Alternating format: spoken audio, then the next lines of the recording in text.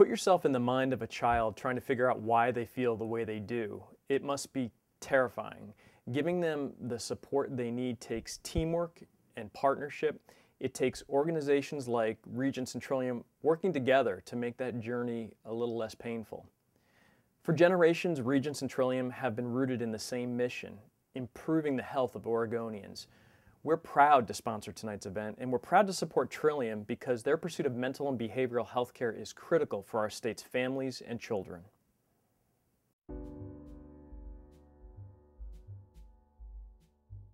I am a single parent of 2 children, 1 boy, 1 girl. My daughter is 15 years old and my son is 11. I am a full-time student at Pacific University. I'm in the dental hygiene program, and I graduate in August 2013.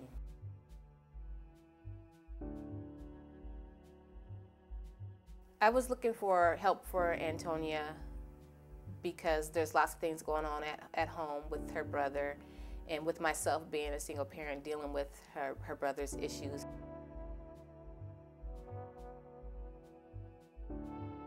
The hardest job I've ever had in my whole entire life is raising kids. You know, you can take a left or you can take a right. You can just do the best that you can and just hope that the right part comes out. It's not that easy, so I think that the program kind of picks up the pieces that I kind of dropped off. You know that old saying, it takes a village to raise a family?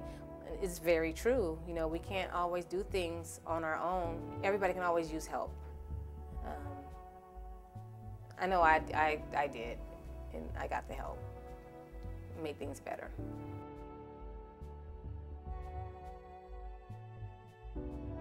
A lot of times we'll just watch a movie on a Friday night, or we'll play games together, or and we always eat dinner together. And so we really have great times with that.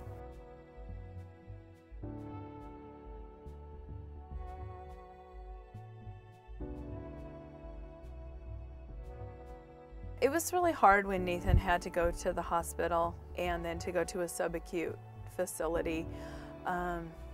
We just are a really close family, and I remember talking to Timothy and asking Timothy, "Are you okay?" I wanted to check in with him and not ignore his needs, and he said, "I'm okay, I just miss bro." We would have dinner together. We'd have like peanut butter sandwiches on the hospital bed and stuff like that, because it just didn't feel normal having one of us missing.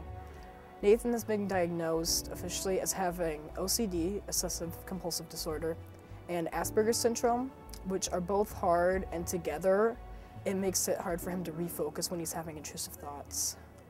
I see my brother as just a fun person who sometimes has hard times from stress and intrusive thoughts, but on the whole, just a really great person, and he's really fun to be around.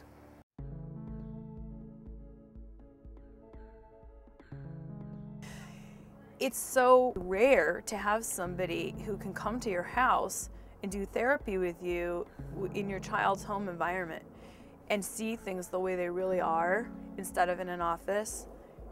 That was just amazing to me. When they told us that we could have that, I was like, what? You're kidding. Someone can come to our house and we can do family therapy. They can come to our house and play with our child the way that Katie Ray did, or to do therapy with him in the living room while they play Legos. That just blew my mind. We learned different things that are really stressful to him and how to handle it when he's stressed. We also learned the ways to tell when he is having a hard time and how to understand how he feels through his facial expressions and what things he says. I think that Timothy played a huge role in Nathan's healing process.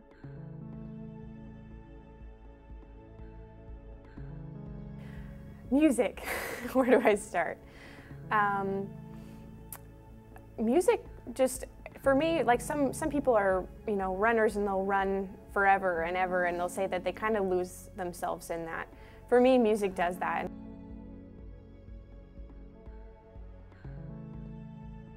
I remember that day clearly, and I was feeling really sick with my eating disorder.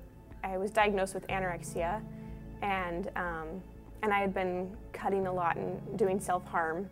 My family situation growing up, there was a good amount of abuse that went on in the home, and that stuff, you know, really affected me, whether or not, you know, I paid a lot of attention to it growing up. Later on, I realized that those things were really hurting me.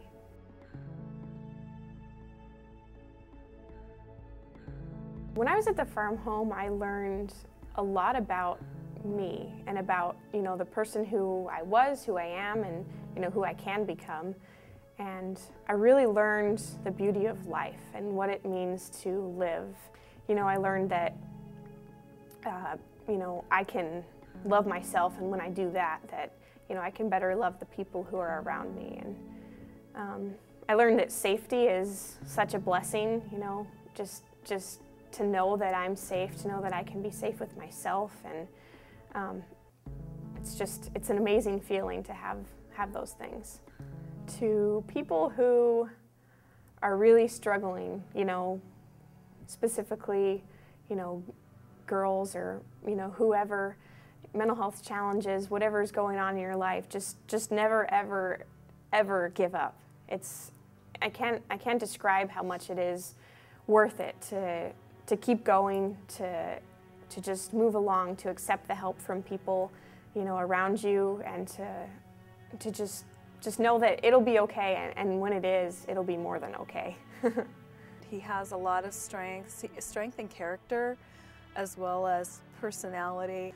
My hope is that someday he can live independently and have a job, have a family, that will be able to have him over to visit for dinner, and that will still be close as a family. And I think that the chances of that are really increasing, and I'm just so thankful for that. I am very hopeful for Antonia's future. That's another reason why I got her involved with the program. There's nothing more that I would want is for her to grow up and be a productive person to society, and you know, to raise her own family and have morals, you know, to help her, and the tools to help her do that. The way things are going has just really given me a lot of hope for the future, that the things I really hope for Nathan can come to pass. And a year ago, I couldn't have told you that.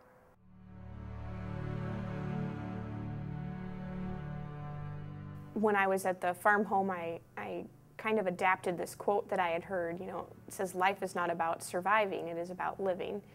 And it's so true. It's not about just merely getting by day to day. It's about really loving what you're doing in life.